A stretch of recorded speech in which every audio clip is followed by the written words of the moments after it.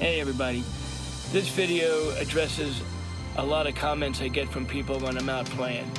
I play both eKit and acoustic kits, and a lot of people seem to think that the eKit is an easier instrument to set up and to use than an acoustic drum set.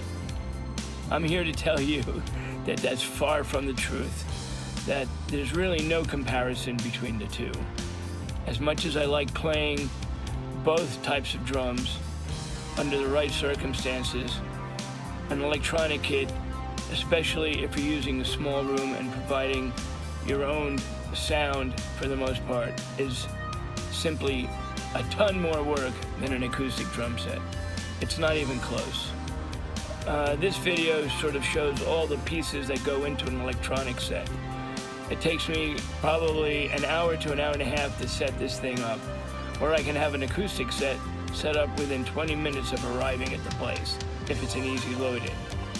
Anyway, that's the purpose of this, so check it out.